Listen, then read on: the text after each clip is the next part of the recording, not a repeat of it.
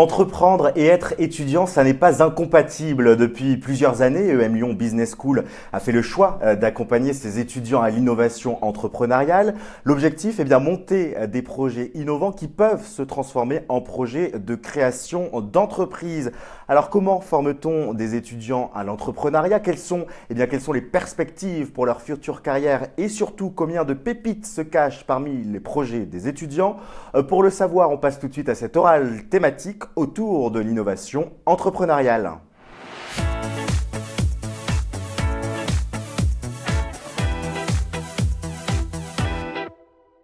Et pour tout savoir sur l'innovation entrepreneuriale, nous recevons aujourd'hui deux experts. D'abord, Olivier Catera, bonjour. Bonjour. Alors vous êtes professeur stratégie, innovation et entrepreneuriat et vous êtes également directeur académique du master spécialisé entrepreneuriat et management de l'innovation. Et à vos côtés, nous recevons Tristan Desplechin, bonjour. Bonjour. Vous êtes fondateur de Hiveworks France, c'est une entreprise dans l'UX design, c'est ça? Tout à fait. Et on aura l'occasion d'y revenir parce que vous êtes surtout aussi diplômé du master spécialisé entrepreneuriat et management de l'innovation qui vous a sans doute permis aussi de monter ce projet d'entreprise. On y reviendra. Alors dans un premier temps, nous allons définir ensemble l'innovation entrepreneuriale. Quelles sont finalement les réalités qui recoupent ce terme? On vous dira tout. Nous évoquerons ensuite les formations qui peuvent permettre d'être expert en innovation entrepreneuriale. Avec cette question, doit-on et peut-on se former à cette discipline? Et puis nous terminerons par un focus sur les débouchés après une formation à l'innovation, à l'entrepreneuriat. Est-ce que tous les diplômés sont les futurs Bill Gates de demain? C'est ce que nous allons voir. On commence tout de suite avec la première partie.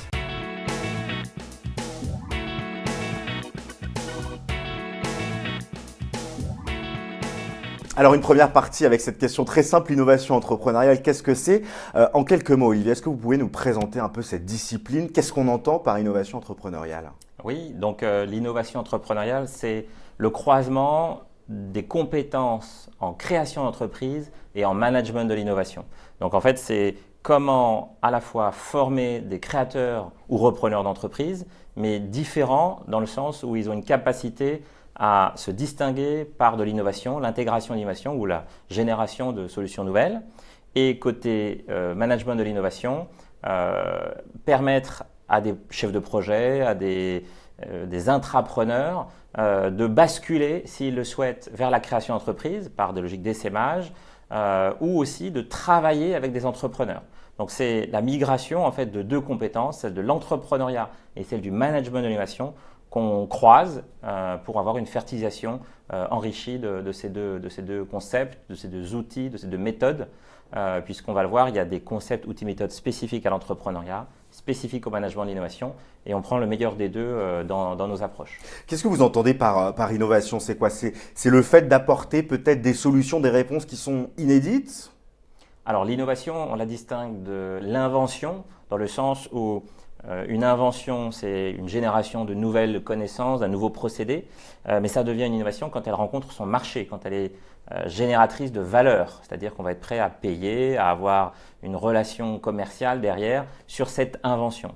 Donc l'innovation, c'est une invention qui a trouvé son marché.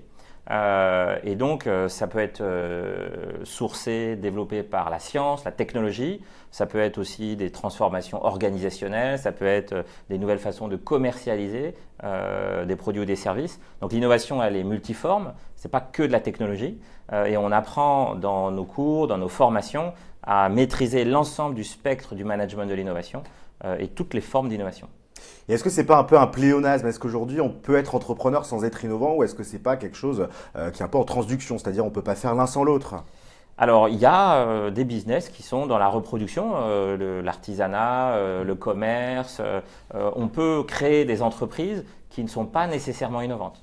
Le positionnement de EM Lyon Business School, c'est de créer des programmes pour former des participants avec un impact beaucoup plus fort, c'est-à-dire que les compétences, les savoir-faire, les techniques qu'on donne et qu'on transmet à nos participants, c'est pour que eux justement créent des entreprises à forte capacité de développement. Ce n'est pas seulement un entrepreneuriat de proximité, on a une vocation qu'on appelle early maker, c'est-à-dire une capacité à être parmi les premiers agissants, avec un impact plutôt global, au moins au-delà d'un territoire local, et puis d'intégrer les technologies.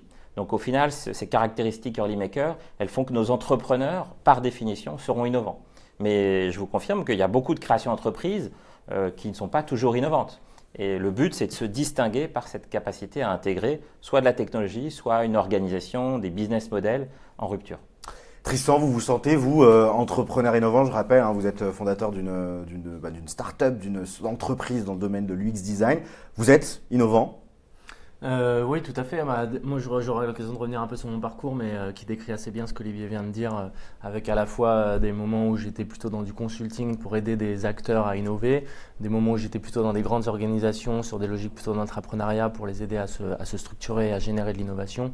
Et maintenant, effectivement, en tant que fondateur du bureau français d'Iveworks, voilà, j'ai vraiment lancé l'activité ici en France, et il y a cet enjeu d'apporter de l'innovation sur le marché français par rapport à ce qu'on fait. Donc oui, tout à fait, on apporte des méthodes qui sont nouvelles, on aide les entreprises à faire des choses nouvelles et dans une logique aussi entrepreneuriale parce qu'on est en train de développer et de générer un business.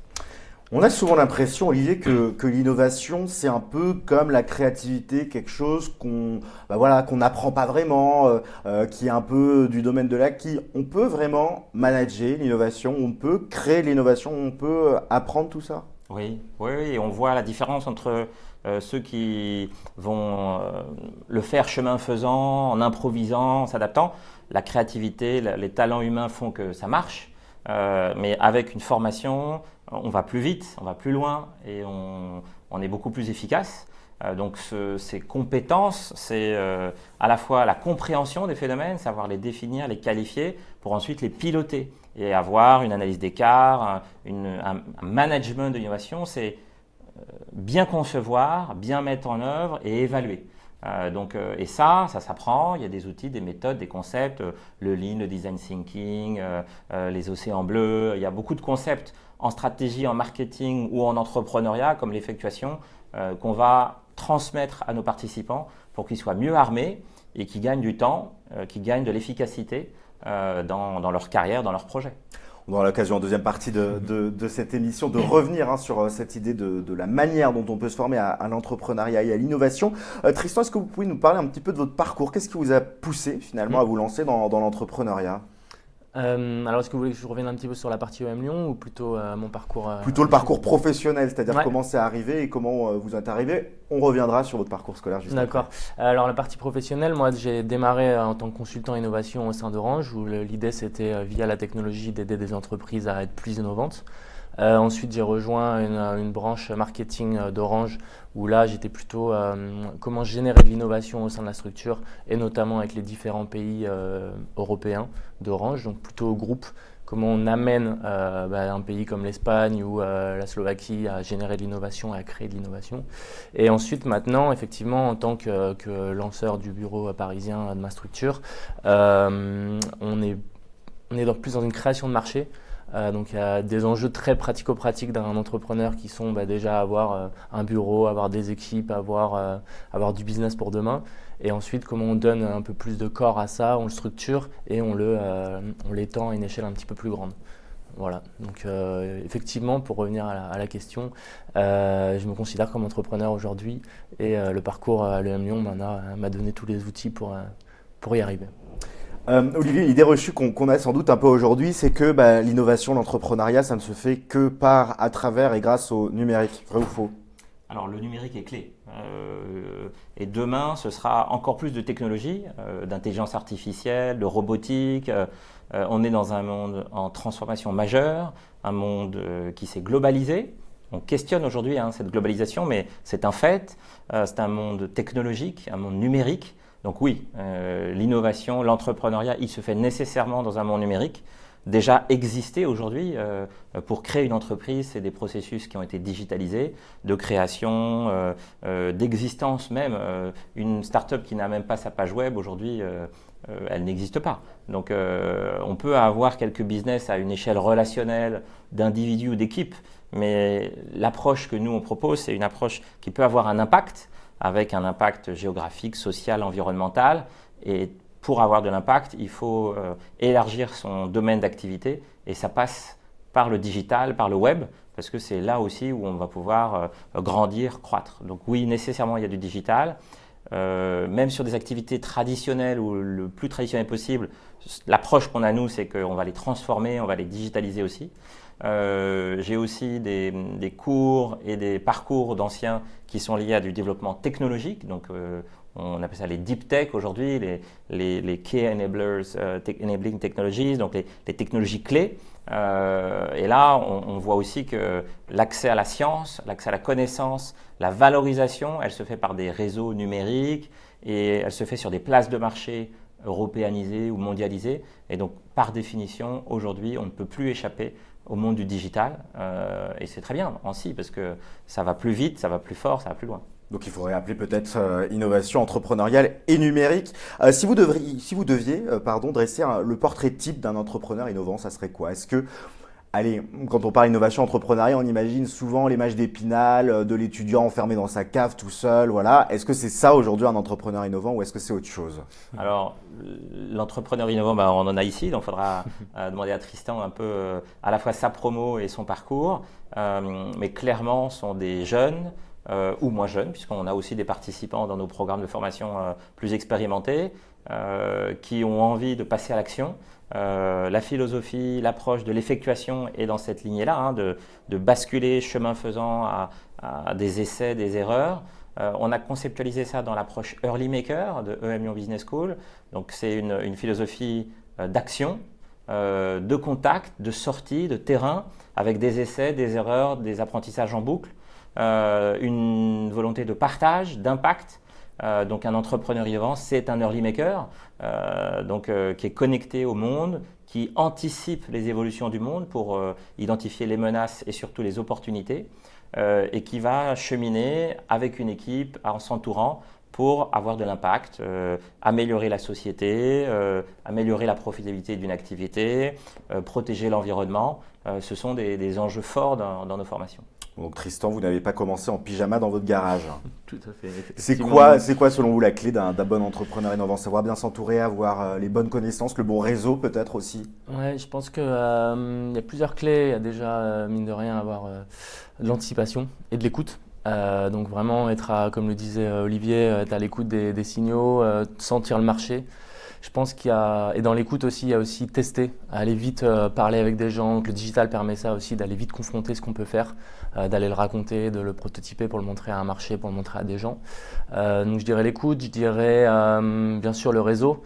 Parce qu'il faut avoir écouté, mais des gens aussi qui sont pertinents. En tant qu'entrepreneur, on ne peut pas non plus se revendiquer être spécialiste de tout. Mais ce que nous permet la formation, c'est d'avoir une compréhension et une capacité à s'adapter et à pouvoir parler des choses. Et du coup, d'aller voir après peut-être un expert qui est plus spécialisé sur un sujet sur quand on rencontre un problème qui peut être un problème juridique, qui peut être un problème financier, aller se muscler. Donc je dirais l'écoute et le réseau effectivement qui est important à cultiver et à enrichir. Très bien, écoutez maintenant. Et la persévérance. Et la persévérance. Maintenant qu'on y voit un petit peu plus clair sur cette discipline, ces disciplines, on va se demander comment finalement on peut se former à l'entrepreneuriat innovant.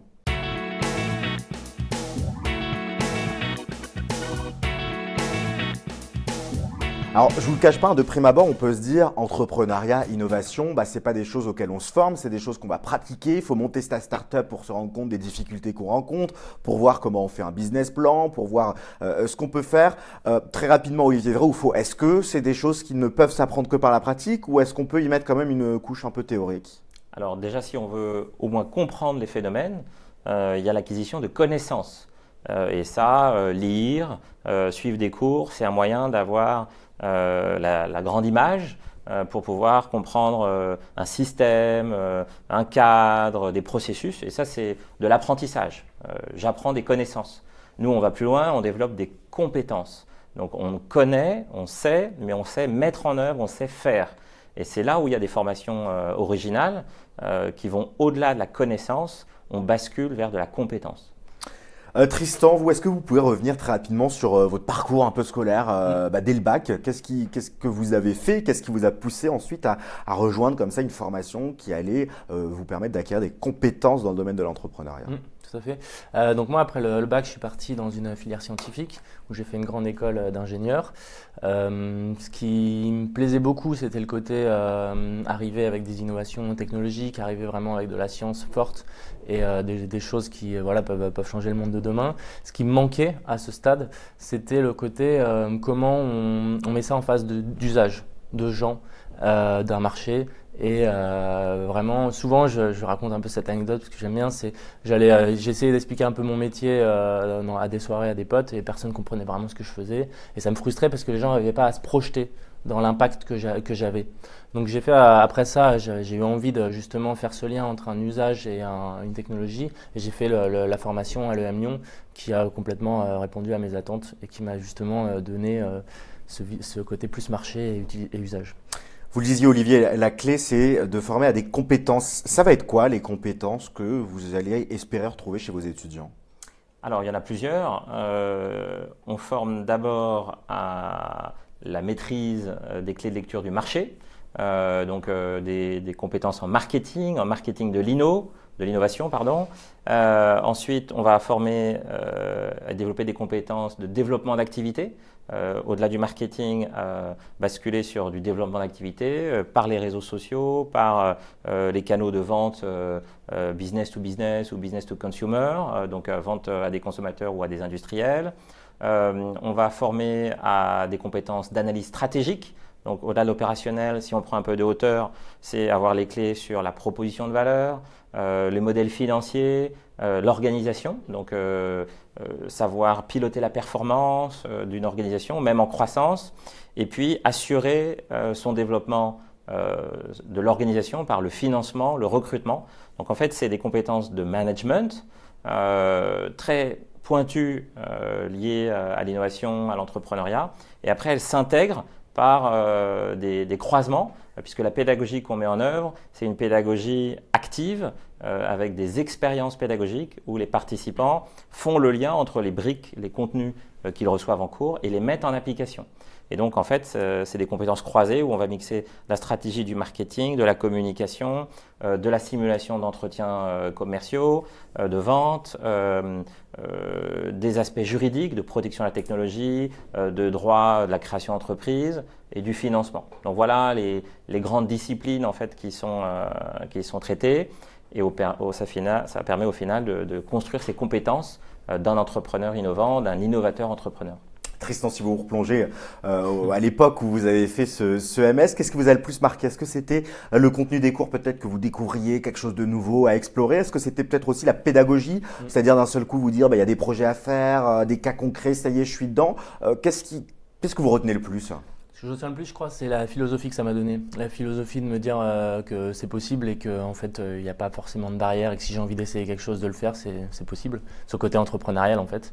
Et pourquoi ce qui m'a vraiment frappé dans ma formation, c'est le lien qu'on peut avoir avec des professionnels, avec des gens qui ont lancé leur projet, avec des gens qui ont peut-être eu des échecs, mais qui vont être prêts à aussi rebondir. Et en fait, on a à la fois cette possibilité de rencontrer des gens qui nous racontent leur parcours, mais aussi de travailler sur des projets très concrets, qui sont des petits projets, par exemple, d'une start-up qui est en train de se lancer, ou même d'un grand groupe qui est en train de repenser son département innovation. Et du coup, on est vraiment projeté dans le concret, à vivre leur réalité au quotidien, leurs enjeux, et on est dans des problématiques réelles. Donc ça nous donne confiance sur la suite en se disant, nous aussi, si on a envie de faire des choses, on peut le faire. Il faut forcément passer par un MS pour devenir un bon entrepreneur? Non, il y a des gens qui ont du talent, qui ont eu des bonnes formations initiales, qui vont réussir sans passer par un MS. Mais on gagne du temps, on gagne de la confiance, on gagne du réseau, et donc on va plus vite. Le master, c'est un moyen d'accélérer en fait une carrière, un projet. Surtout quand on est entrepreneur, il y a un délai court pour trouver son marché, ses clients.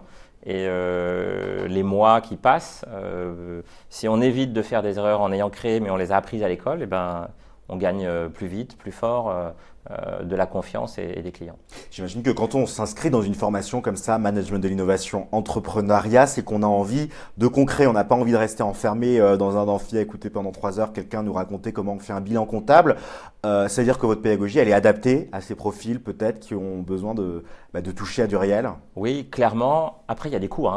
Il y a du contenu, de la connaissance, il y a des professeurs à écouter. En revanche, c'est pas que ça. C'est-à-dire que cette pédagogie, elle est variée, elle change de rythme. On a des projets individuels, des projets collectifs, des projets internationaux. Donc, en fait, on change le rythme régulièrement. Et au sein d'une même séquence, il va y avoir des simulations, des jeux. Et au final, c'est cette accumulation de différents formats qui fait qu'on monte en compétences. On intègre aussi dans le Tracker Maker, par exemple, pour donner un exemple très concret, on fait travailler nos étudiants en équipe. On organise les équipes selon les profils des participants pour mixer des ingénieurs avec des économistes, des gestionnaires, des pharmaciens. J'ai un ostéopathe dans la promo. Donc on mixe tous ces gens et on les fait travailler ensemble sur une problématique. Ils découvrent la méthode du design thinking, par exemple, qui est une méthode spécifique d'innovation. Et ils travaillent avec des inspirateurs qui leur amènent du contenu, qui sont des anciens, des partenaires de l'école. Et donc ils travaillent sur des cas réels, en groupe, et ils ont, sous forme de projet, une échéance, un livrable à soutenir devant un jury professionnel. Donc c'est une pédagogie très engageante. Et pour réussir, ils ont aussi des moments de ressourcement où ils vont lire, apprendre, échanger dans une salle de classe. Donc ça fait partie des variétés. Il y a des moments aussi plus intenses, comme le Learning Trip par exemple. On a emmené nos étudiants à Bangalore, en Inde, la Silicon Valley indienne. On a rencontré des entrepreneurs, des grandes entreprises innovantes, et on les confronte à des réalités dans un contexte aussi international. Tristan, ça vous a apporté quoi de plus concrètement que votre formation initiale? Vous vous sentiez peut-être pas extrêmement légitime pour monter votre boîte ou pour travailler dans l'innovation à la sortie de votre école d'ingé? Ouais. J'aime bien l'idée d'Olivier d'accélération. Moi, j'ai vraiment vécu comme ça. Ça m'a permis de gagner du temps sur les métiers sur lesquels j'avais envie d'aller, sur les choses que j'avais envie de faire. Ça m'a apporté aussi forcément un réseau fort, beaucoup de confiance en moi, et de me dire que les choses étaient possibles. Et puis aussi, comme le disait Olivier, de la méthode et de la structure, parce qu'on apprend beaucoup d'outils qu'on met en pratique, donc on peut réutiliser après dans notre vie professionnelle.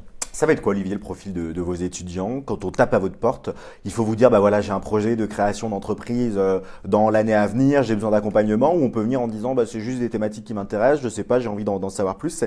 Quel est l'état d'esprit qu'il faut avoir? Alors, dans les participants aujourd'hui, on a souvent une majorité d'ingénieurs. Traditionnellement, c'est la volonté d'avoir une double compétence, comme l'a expliqué Tristan, des jeunes passionnés par les sciences, les technologies, mais qui ont envie de connaître le marché, les clients, le développement, pas seulement du calcul, de la simulation, donc une volonté de proximité sur les produits, les services, les marchés. Donc ça, c'est une grosse majorité. Ensuite, on a des participants éco-gestion, droit, des postulants avec un M2 ou parfois un M1, donc Bac plus 4, Bac plus 5, qui ont envie de se spécialiser après un parcours initial généraliste ou spécialisé, mais dans d'autres univers, l'immobilier, la santé, l'économie, la gestion d'autres industries. Et là, ils ont envie de développer ces compétences entrepreneuriales, donc ils viennent toquer à la porte.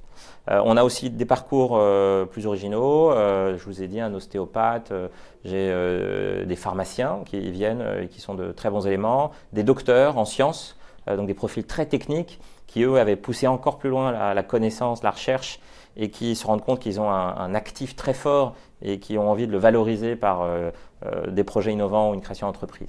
Donc on a un profil très large, et ce qu'on évalue dans la candidature, c'est l'adéquation entre le programme et le projet du participant. Parce qu'en fait, sur ces critères-là, l'éligibilité, elle est très très grande. Beaucoup de candidats peuvent postuler, donc c'est bien parce que ça fait une très grande sélectivité pour le programme. En revanche, on va prendre les meilleurs déjà, donc c'est des bons dossiers. C'est quoi les meilleurs? Les bons dossiers académiques d'abord, donc les meilleures notes, ceux qui ont porté des projets, qui sont investis dans des associations, qui ont cet esprit early maker, donc qui ont été actifs et acteurs de leur formation. Et puis après, c'est la capacité à convaincre dans les entretiens de la cohérence de la poursuite d'études dans cette formation. Donc, pas nécessairement être entrepreneur, puisque en gros sur la promo, là, j'en ai une petite quinzaine qui ont envie vraiment de créer. Le reste, ils ont envie de travailler dans l'innovation, soit dans des grands groupes, soit dans du conseil, comme le premier poste de. Et vous n'allez pas nous spoiler parce que ça sera la partie d'après. On va faire un focus sur les débouchés, qu'on comprenne bien parce que là se dessine face à nous, voilà, une pédagogie qui est un peu différente, des projets, du concret, l'idée d'acquérir des compétences, mais en quoi finalement une formation qui allie entrepreneuriat et innovation va se distinguer d'une formation qui serait par exemple management des organisations ou création d'entreprise, où là on serait peut-être en train d'apprendre les différentes normes de l'URSSAF, SARL, SAS, etc. Est-ce que c'est ce contenu-là qu'on va retrouver ou est-ce qu'il va être différent? Alors, on forme sur ces connaissances-là, mais je l'ai dit, hein, le but c'est des compétences. Donc on a une pédagogie active, pratique, qui met en situation. Et donc, on va transformer des jeunes managers en experts parce qu'ils ont la connaissance et parce qu'ils ont le savoir-faire pour mettre en œuvre des projets innovants ou créer une entreprise. On a un projet qui s'appelle New Biz Maker. Donc, c'est un programme d'accompagnement à la création d'entreprise. Les étudiants sont porteurs d'un projet de création. Donc, ils montent avec leurs camarades une équipe, donc un porteur, fédère autour de lui des bras droits, des collègues qui vont aider à porter le projet, et ils vont concrètement passer tous les jalons de la création d'entreprise et défendre un plan d'affaires, un business plan en fin de cursus, et certains basculent en pré-incubation, donc ils vont être accompagnés pendant les 6 mois de mission avec l'incubateur de l'école pour lancer leur projet. Donc j'ai déjà des entrepreneurs, il y en a qui vont basculer, et puis il y en a qui vont suivre, c'est-à-dire qu'ils n'ont pas envie d'être porteurs, ils se sentent plutôt comme des bras droits pour travailler à terme dans une start-up avec des entrepreneurs et accompagner le développement d'entreprises en croissance. Tristan, quand vous avez lancé votre start-up, alors quand vous avez lancé la filiale de l'entreprise dans laquelle vous travaillez, le fait d'avoir eu cette formation, ça a simplifié vos démarches, vous saviez directement où vous alliez, vous avez eu peut-être moins de temps de réflexion que d'autres qui ne seraient pas passés par une telle formation? Je pense qu'il y a une réponse à 2 niveaux. Ça m'a simplifié effectivement parce que j'avais déjà les clés de lecture. J'avais déjà touché à des notions comme la finance, comme le juridique, comme manager une équipe, comme un business plan. Donc ça m'a vraiment aidé de ce point de vue-là. Et le deuxième niveau, c'est mon réseau. Et tout ce dont on bénéficie, puisque l'EM Lyon c'est une école, mais derrière aussi il y a tout ce qu'on bénéficie à la suite de la sortie de l'école. Donc par exemple dans mon cas j'ai beaucoup été à un club qui s'appelle le Club du Digital, où j'ai pu rencontrer des entrepreneurs et aussi des chefs d'entreprise comme Maurice Lévy qui revenaient sur son parcours. Il y a des formations aussi, donc par exemple j'ai suivi des formations comme la négociation, comment on négocie, ce qui est quelque chose qui est assez clé quand on a une petite structure, parce que si on perd 1 ou 2 négociations, assez vite on va se retrouver en difficulté. Les fameux soft skills, voilà, dont tout à fait. on souvent parlé. Exactement. Donc voilà, j'avais vraiment effectivement, et puis bien sûr après toutes les méthodes que j'ai pu réutiliser, on parlait de design thinking, on parlait d'océan bleu, qui m'ont permis aussi de mieux comprendre comment nous, en tant qu'Iveworks, on pouvait se positionner. Et après une telle formation, que se passe-t-il? Quel est l'accueil par le monde professionnel? On en parle dans cette 3e et dernière partie.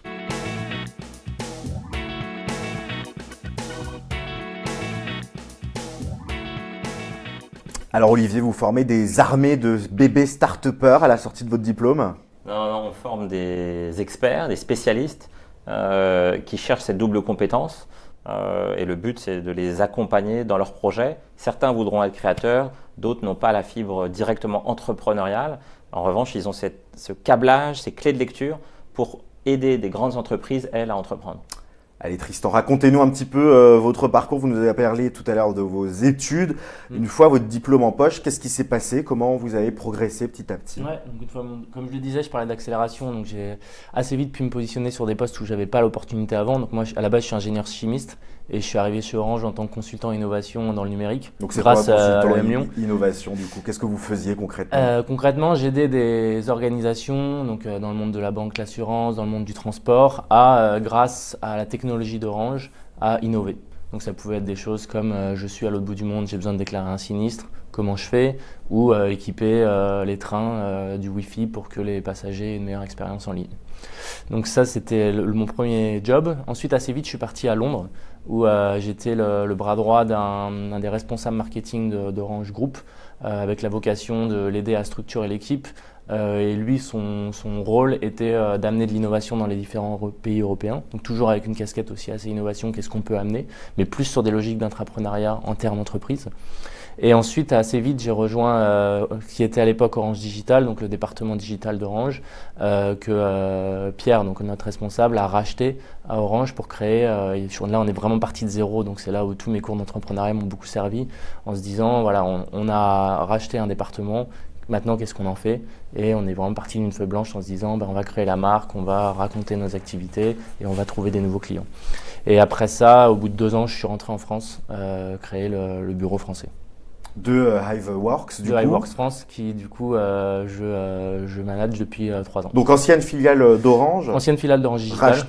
Rachetée à Orange. Et qu'aujourd'hui, vous dirigez pour le secteur France. Pour la partie France. Qu'est-ce que vous y faites concrètement? Qu'est-ce que j'y fais? Alors, il y a plusieurs niveaux. Le premier niveau, c'est vraiment de la gestion pure. Donc, encadrer les équipes, suivre les chiffres, les indicateurs, renforcer les équipes si besoin.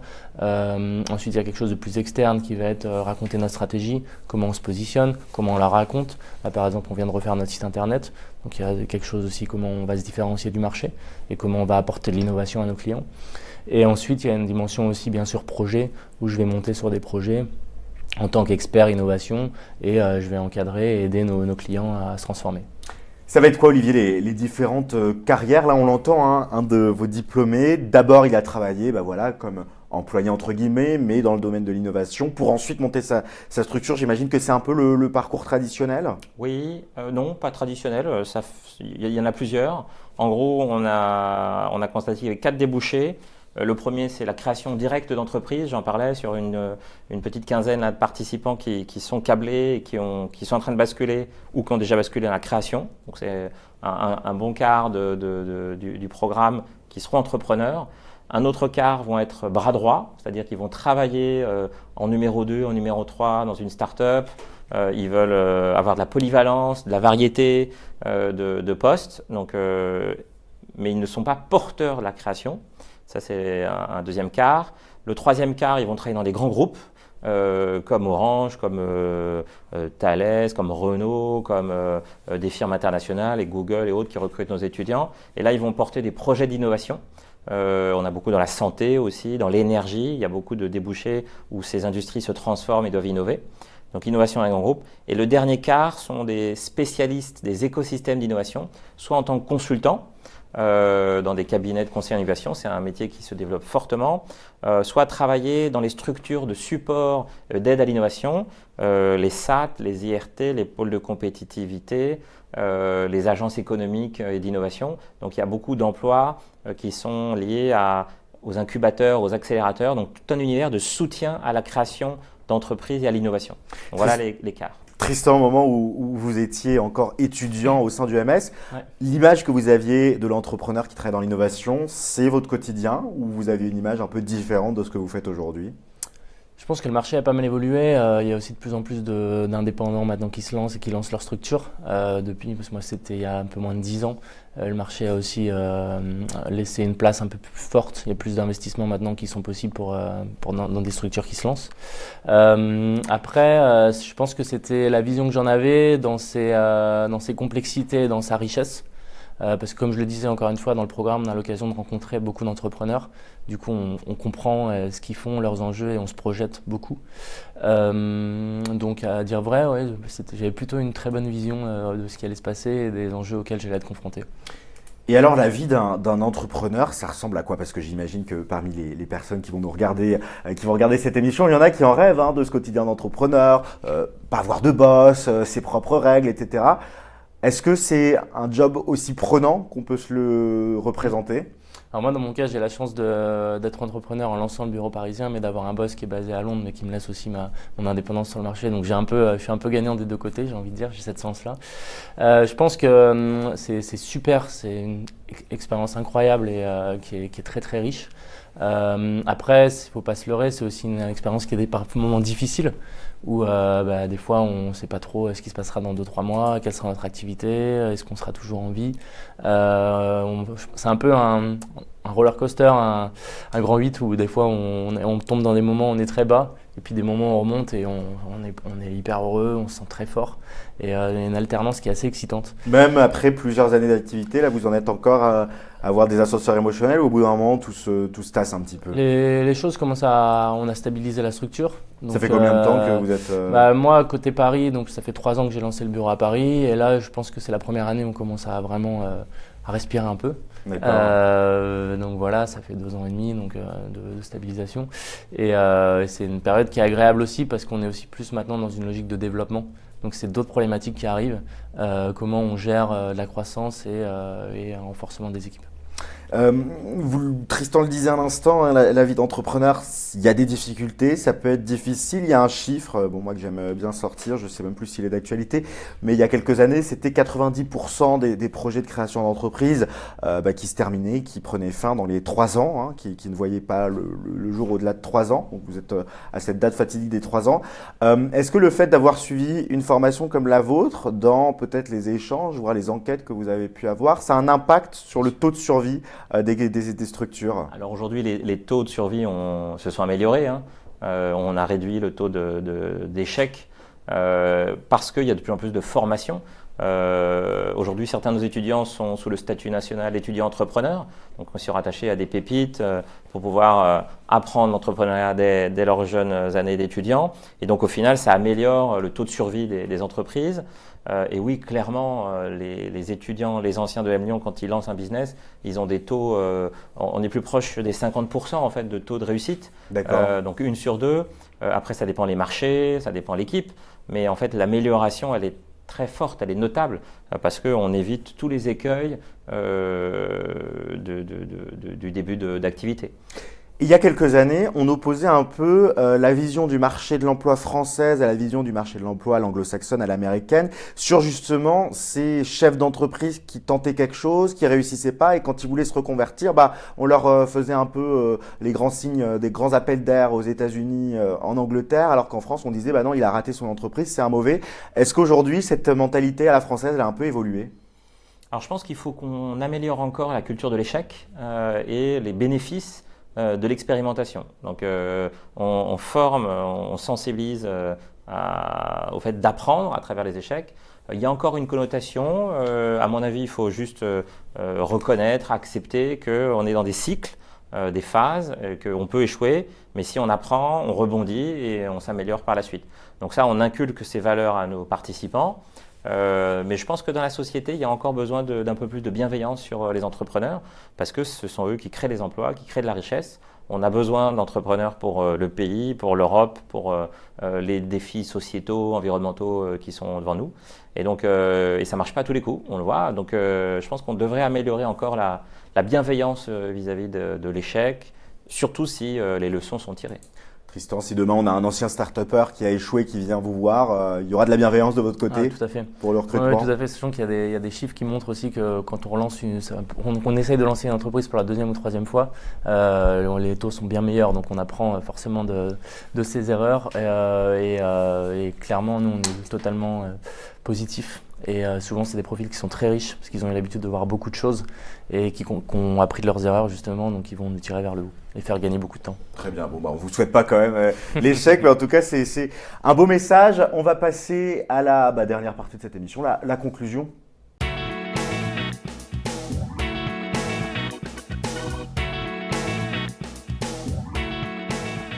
Alors en guise de conclusion, Olivier, Tristan, vous avez une caméra en face de vous, vous allez regarder la caméra et finalement vous adresser à un étudiant, une étudiante qui peut-être est intéressée par un programme dans l'entrepreneuriat, veut lancer sa start-up. Quel message vous avez envie de lui transmettre? Je commence par vous, Tristan. Moi j'ai envie de te dire fonce, va à fond dans ton projet, essaye et tu verras, tu auras bien le temps de voir plus tard comment tu réadaptes et fonce dans le master parce que tu vas apprendre plein de choses et rencontrer plein de gens super intéressants qui vont t'aider à faire quelque chose qui marche. Olivier, même message, même consigne, qu'est-ce que vous avez envie de dire à des jeunes qui ont envie de se lancer? Alors, contactez-nous d'abord pour postuler, rencontrer l'équipe pédagogique, le programme. Venez vivre une expérience pédagogique unique, une expérience de découverte culturelle, internationale, des modalités pédagogiques innovantes qui vont vous transformer. C'est-à-dire qu'entre avant le programme puis après le programme, on a des participants qui changent complètement de confiance, de compétences et de trajectoire. On a aussi d'excellents retours sur investissement puisque une formation, c'est un choix d'effort financier et pédagogique. Et en fait, on voit dans les trajectoires de nos anciens que le retour sur investissement est exceptionnel. Donc, venez nous voir, discutons-en pour avoir les early makers, innovateurs et entrepreneurs de demain. Eh ben, merci beaucoup Olivier Cattera. Je rappelle que vous êtes directeur académique du MS Entrepreneuriat et Management de l'Innovation. Et merci à vous Tristan Desplechin. Vous êtes fondateur de Hiveworks France et vous êtes ancien de CEMS. Merci à tous les deux d'être passés sur le plateau de l'oral thématique. Merci. Merci à vous de nous avoir suivis. Alors voilà, j'espère qu'on aura pu vous éclairer et que vous en savez plus désormais sur l'innovation entrepreneuriale, les formations et les débouchés. Eh bien, je vous souhaite du courage si vous avez envie de lancer votre propre projet et à très vite sur Campus Channel.